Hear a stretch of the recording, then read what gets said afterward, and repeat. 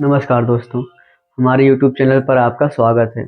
आज हम पढ़ेंगे प्रश्नावली 1.2 की आगे की सवाल।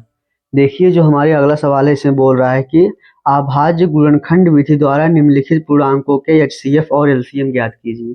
जो हमने दूसरे सवाल में पढ़ा था सेम वैसे ये भी है, बस उसमें 2 संख्याएं थी, इसमें 3 संख्याएं थी। उसमें क्या करना था, HCF और LCM निकाल के हमको सिद्ध करना था कि पहली संख्या और दूसरी संख्या का जो गुणनफल होता है ये उनके HCF और LCM के गुणनफल के बराबर होता है। लेकिन इसमें सिर्फ हमें HCF और LCM निकालना है, बस वहीं पे हमारा काम खत्म हो जाएगा। तो देखिए, जो हमारा पहला सवाल, तीसरे सवाल का जो पहला सवाल है, तीसरे का जो पहला सवाल है ये है 12, 15 और 21। देखिए, अभाज्य गुणनखंड विधि से निकालना है, हमने आपको बताया था। अभाज्य गुणनखंड मतलब इनको तोड़ना होगा हमको गुणनखंड के रूप में, और जिस वो संख्याएं ऐसी संख्याओं में तोड़ना होगा ताकि वो अभाज्य संख्याएं हों। जैसे देखिए, हमारा 12 हो गया, अब हम 12 को तोड़ेंगे। पहले हम काटेंगे 2 से, क्योंकि इकाई का अंक हमारा 2 है, यानी सम संख्या है। अब सम संख्या है, 2 से कट जाएगा, तो हम पहले काटेंगे इसको 2 से, तो ये हो जाएगा 2 छंग 12, फिर 2 तिहाई 6 और 3 एकम 3, मतलब 12 बराबर हमको मिल गया 2 गुणे 2 गुणे 3। देखिए, ये अभाज्य संख्याएं हैं, इन्हीं को कहते हैं अभाज्य गुणनखंड, और इनके गुणक रूप में लिखना है। यह अभाज्य गुणनखंड के गुणनफल के रूप में लिखना हम सीखे थे, हमारा पहला सवाल था इस अभ्यास का। अब देखिए, दूसरा है हमारा 15। हम 15 को भी इसी तरह तोड़ लेंगे। 15 देखिए 5 हमारा सम संख्या नहीं है। क्यों? क्योंकि सम संख्या का जो इकाई का अंक होता है वो होता है 0, 2, 4, 6, 8।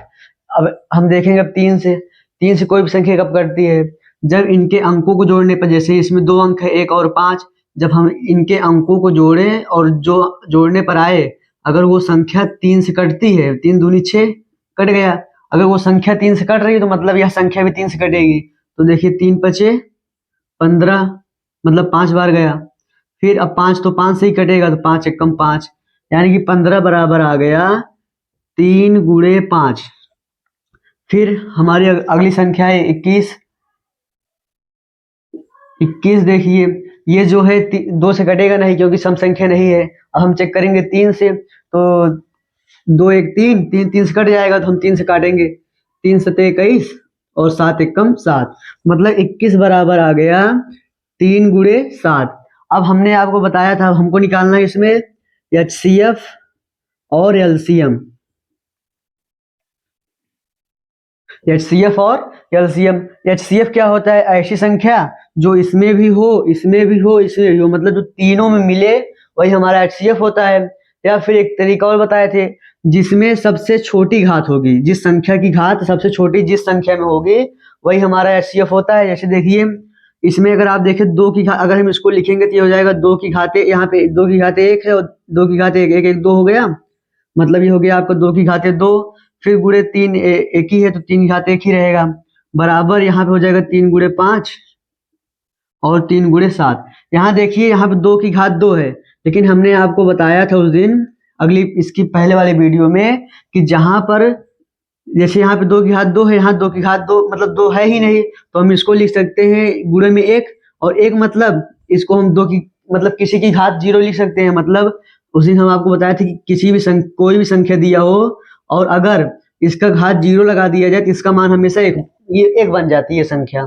तो कहने का मतलब हम यहाँ 1 की जगह लिख सकते हैं क्या, 2 की घात 0। उसी तरह इसमें भी लिख सकते हैं 2 की घात 0, है ना। तो कहने का मतलब है, जिसमें सबसे बड़ी घात होगी जिस संख्या में, वही हमारा होता है HCF।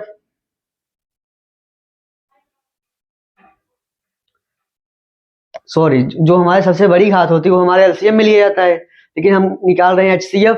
तो जो सबसे छोटी संख्या होगी, मतलब जिसमें सबसे छोटी घात होगी, वही हमारा HCF होता है।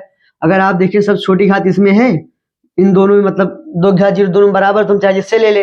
अब 2 की घात 0 मतलब ये होता है 1, इसको 1 अगर हम ले लेंगे, मान लीजिए हमने 1 ले लिया, फिर गुणे, और यहाँ पे अगर देखें आप ध्यान से, 5 इसमें है लेकिन इसमें नहीं है, यहाँ भी हम लिख सकते हैं 5 की घात 0, यहाँ भी लिख सकते हैं 5 की घात 0।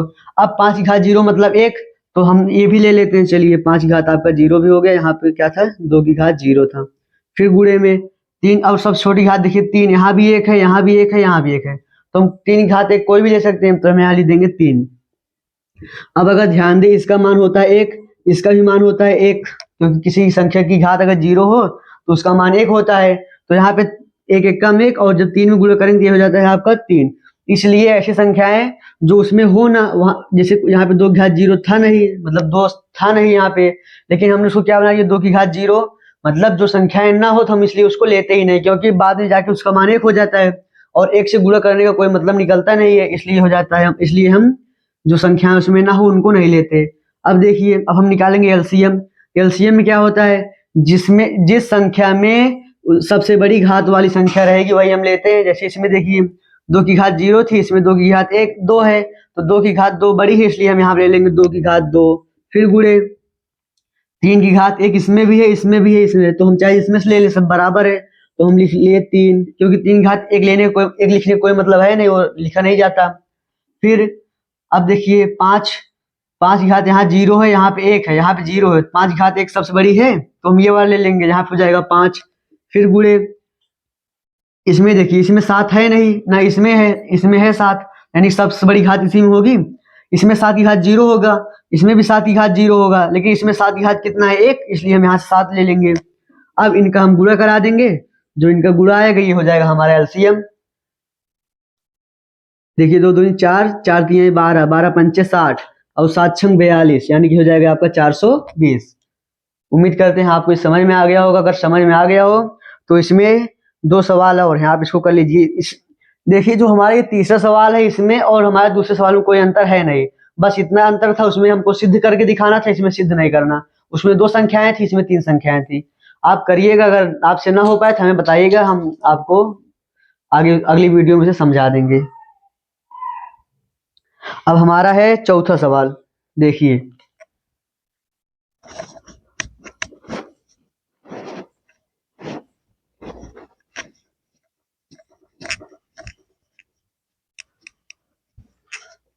देखिए जो हमारा चौथा सवाल है, इसमें दिया हुआ है कि HCF ऑफ 306 एंड 657, मतलब 306 और 657 का जो HCF है यानी मासा है, ये है आपका 9 है। तो एलसीएम ऑफ 306 एंड 657 बताइए, यानी कि इन दोनों का मासा दिया हुआ है और हमको लासा बताना है। आपने इसके पहले पढ़ा था, एक सूत्र था हमारा कि n1 इंटू n2, मतलब पहली संख्या और दूसरी संख्या का जो गुणा होता है ये इनके एलसीएम और एचसीएफ के गुणनफल के बराबर होता है। मतलब एलसीएम और एचसीएफ का गुणा करे और पहली संख्या दूसरी संख्या का गुणा करे, दोनों बराबर होते हैं। अब हमें दिया हुआ है हमारे एचसीएफ बराबर 9 और पहली संख्या क्या है 306, यहाँ पे लिख देंगे 306 गुणे में, फिर दूसरी संख्या है 657, तो हम यहाँ पे लिख देंगे 657। फिर बराबर एलसीएम हमको निकालना है, तो हम एलसीएम ऐसे रहने देंगे। फिर गुणे एचसीएफ दिया हुआ है हमारा 9, तो यहाँ हम लिख देंगे 9। अब हमें एलसीएम निकालना है, तो एलसीएम को हम छोड़ के बाकी जो संख्याएं होंगी हम इसको बराबर कुछ तरफ भेज देंगे, तो यहाँ पे हो जाएगा 306 गुणे 657। यहाँ पे 9 देखिए गुणा में है, जब इस तरफ आएगा तो भाग में चला यानी बटे में चला जाएगा, तो एलसीएम बराबर हो जाएगा 306 गुणे 657 बटे 9।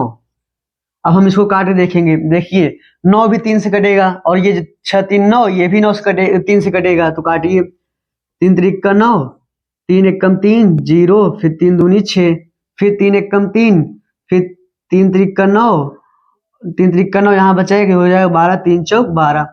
तो एलसीएम बराबर आपका आ जाएगा 34 गुणे 657।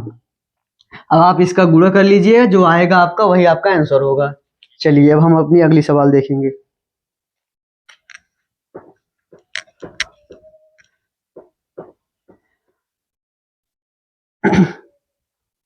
पांचवी सवाल में कह रहा है कि जांच कीजिए कि क्या किसी प्राकृतिक संख्या n के लिए संख्या 6 की पावर n अंक 0 पर समाप्त हो सकती है। हमको इसमें सिद्ध करना है कि कोई संख्या दिया हुआ है और उसे अगर 6 की पावर n हो तो क्या उसका जो इकाई का अंक होगा वो 0 हो सकता है। मतलब जो इसका इकाई आगे कुछ भी रहेगा, लेकिन इकाई का अंक हमारा 0 हो सकता है, हमको बताना है। तो देखिए, किसी भी संख्या की घात मतलब किसी भी संख्या का इकाई का अंक 0 तब होगा जब, यहाँ पे अगर आप ध्यान से देखो तो 6 को हम लिख सकते हैं 2 × 3 और इसकी पावर n। हमारा जो 6 है, इस 6 का गुणनखंड होगा 2 गुणे मतलब 2 और 3 होगा इसका गुणनखंड, तो हम इसको लिख सकते हैं 2 × 3। अगर हमें पता है कि कोई भी संख्या का इकाई का अंक 0 तब होता है जब उसका गुणनखंड जो हो 2 × 5 हो, मतलब उसमें और भी संख्याएं हो सकती है लेकिन उसमें 2 और 5 होना जरूरी है, तभी उसका इकाई का अंक 0 हो सकता है। तो कहने का मतलब हमारा ये जो 6 की पावर n है ये 0 नहीं हो सकता। तो हम इसे लिखेंगे कैसे, क्योंकि 6 की पावर n का गुणनखंड 2 × 3 की पावर n होगा,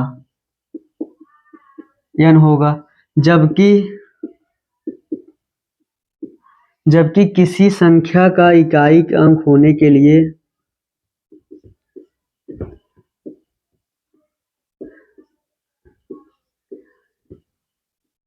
किसी संख्या का इकाई का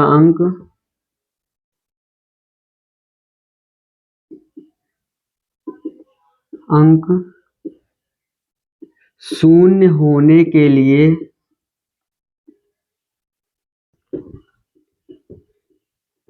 उसके गुणनखंड में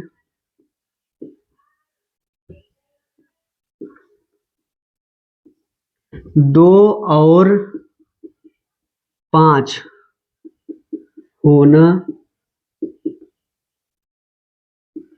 आवश्यक है।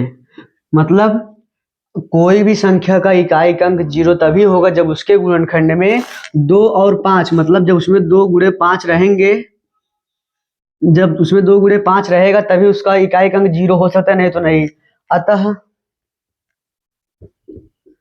अतः 6 की पावर n 0 पर समाप्त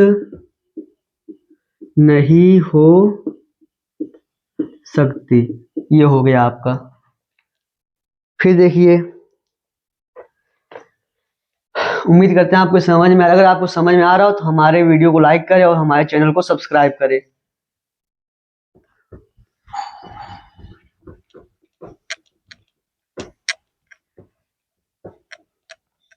देखिए, जो हमारा अगला सवाल है इसमें कह रहा है कि व्याख्या कीजिए कि 7 × 11 × 13 + 13 और 7 × 6 × 5 × 4 × 3 × 2 × 1 + 5 भाज्य संख्या क्यों है।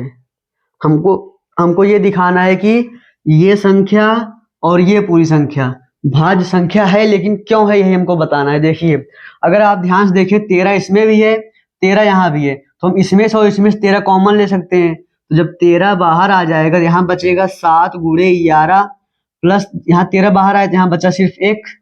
अब अगर आप ध्यान से देखें तो ये किस रूप में है, अब इसका मान जैसे यह 77 और एक यहाँ पे 78 हो जाएगा, तो ये बन गया आपका 13 और गुणे में 78।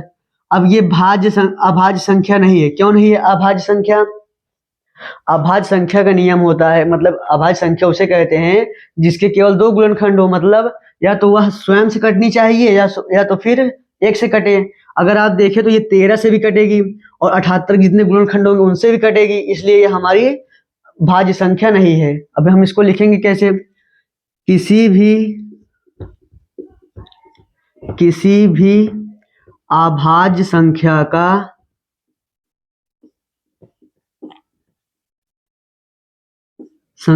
का गुणनखंड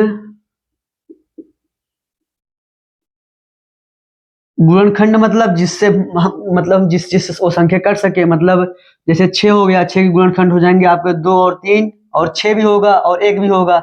1 तो सभी का गुणनखंड होता है क्योंकि 1 से कोई भी संख्या कट जाएगी। तो कहने का मतलब किसी भी अभाज्य संख्या का गुणनखंड केवल 1 या वह संख्या स्वयं होती है। मतलब या तो वह एक से कटेगा या फिर खुद से ही कटेगा, लेकिन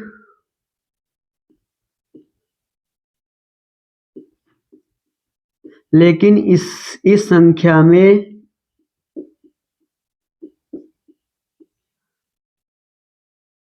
दो से अधिक गुणनखंड हैं। अब दो से अधिक गुणनखंड हैं, इसका मतलब जैसे ये संख्या एक तो 13 से कटेगी, 78 से कटेगी, 78 के जितने गुणनखंड होंगे उन सब से कटेगी। तो कहने का मतलब, और जो ये संख्या इसका मतलब गुणा करने के बाद जो संख्या बनेगी उससे भी कटेगी, एक से भी कटेगी। तो कहने का मतलब यह अभाज्य संख्या नहीं है, तो यह क्या होगी? एक भाज्य संख्या होगी। अतः यह एक भाज्य संख्या है। अब सेम ऐसे ही वो भी करना है, उसमें हम 5 कॉमन ले लेंगे। 5 कॉमन लेने के बाद उसका इन सब का गुणा करेंगे। गुणा करने के बाद जो है इसमें एक यहाँ बचेगा, तो इसको जोड़ देंगे। जोड़ने के बाद फिर यही आप वहां भी लिख देना, हो जाएगा आपका वो भी सवाल। सेम ऐसे ही है, वो कर लीजिएगा आप। अब हमारी जो आखिरी सवाल है इसको देखिए।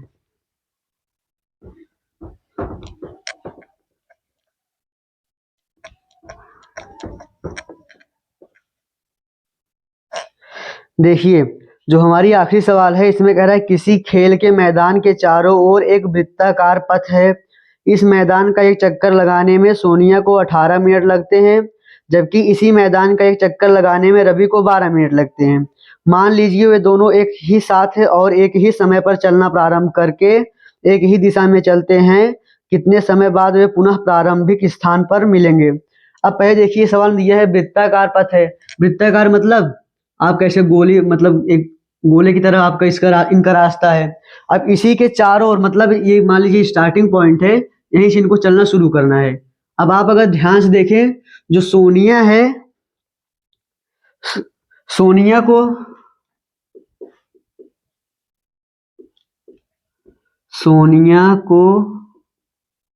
एक चक्कर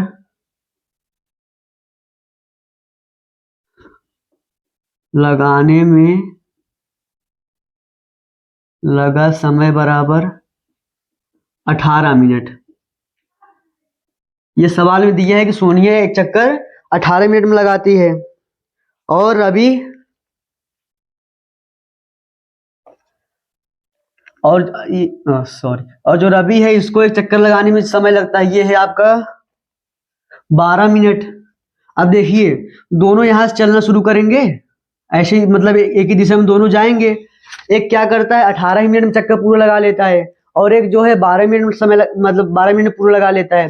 अब कोई एक ऐसा समय आएगा कि दोनों को यहाँ आने पे बराबर समय लगेंगे। मतलब मान लीजिए 10 में से 18 मिनट इनको लगता है, इनको 12 मिनट, 40 मिनट या 50 मिनट, कोई ऐसा समय आएगा जहां पर इन, अब चक्कर कितना लगाना हमको चक्कर से नहीं, मतलब हमको समय देखना है कि हाँ कितने समय बाद, मतलब जब ये दोनों यहाँ पर मिलेंगे तो दोनों का समय बराबर रहेगा। मतलब उस समय उतने ही समय में ये भी पूरा करे रहेंगे, उतने ही समय में ये भी पूरा करेंगे अपना यहाँ तक चक्कर। लेकिन वो चक्कर कितना होगा ये हमें नहीं पता। उस हमको कितने चक्कर, मतलब कितने चक्कर लगेगा इन दोनों को यहाँ मिलने में साथ में, इससे हमको कोई मतलब नहीं है। बस हमको ये बताना है कि कितने समय बाद ये दोनों यहाँ पर मिलेंगे। अब जब जो भी समय होगा वो दोनों बराबर रहेगा। इसका मतलब हमको ऐसा समय ढूंढना है जो इससे भी कट जाए और इससे भी कट जाए। वही समय तो होगा जो जब दोनों आके मिलेंगे यहाँ पर। जैसे मान लीजिए ये पहला चक्कर लगाएगी 18 मिनट में, और ये लगाएगा 12 मिनट में, तो ये आपका पहला 18 लेगा, ये 12 लेगा। फिर जब दूसरा चक्कर लगाएगा तो इसका 36 हो जाएगा, और इसका कितना हो जाएगा? 24। लेकिन फिर जब तीसरा चक्कर ये लगाएगी इसका भी 36 हो जाएगा। कहने का मतलब जब ये 2 चक्कर लगाएगा और ये 3 चक्कर लगाएंगे, उसी समय दोनों यहाँ पर मिलेंगे। एक वही समय होगा, यानी 36 मिनट पे दोनों मिलेंगे यहाँ पे। अब देखिए, अब हमको यही निकालना है कि ऐसी कौन सी संख्या है जो इससे भी कट जाए, इससे भी कट जाए। जब हमको ऐसी संख्या निकालना हो जिससे इस संख्या से भी कट जाए और इन संख्या से भी कट जाए, तो हम वहां पे लेते हैं एलसीएम। यानी कि जो इन दोनों का एलसीएम होगा वही हमारा आंसर होगा। तो हम अब यहाँ पे लगाएंगे 18 और 12 का एलसीएम। तो पहले हम 18 गुणनखंड करेंगे। 18 कटेगा पहले 2 से, तो 2 9 18, फिर 3 3 9 और 3 1 3। अब हम 12 का कर लेंगे। दो छंग 12, 2 तिहाई 6 और 3 एकम 3। तो 18 बराबर आ गया आपका 2 गुणे 3 गुणे 3 और 12 बराबर आ गया 2 गुणे 2 गुणे 3। तो एलसीएम हमको निकालना है, क्योंकि जो इनका एलसीएम होगा वही हमारा आंसर होगा।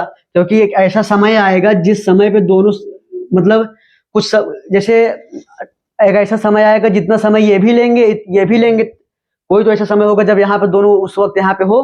अब जैसे एक बार तो आएंगे, फिर कोई समय ऐसा है जहाँ जब ये दोनों फिर वहां पे साथ में होंगे, मतलब हमको सबसे छोटा सबसे पहले कब ये मिलते हैं वो हमको बताना है। तो एलसीएम जो होता है, एलसीएम का फुल फॉर्म होता है लोवेस्ट कॉमन मल्टीपल। अब मल्टीपल यानी गुणज होता है, मल्टीपल यानी गुणज। गुणज मतलब ऐसी संख्या जो इनसे कटे उसी उसी को इनका गुणज कहते हैं। जैसे आपका जो 12 है ये 6 से कटेगा, तो ये जो 12 है ये 6 का गुणज है।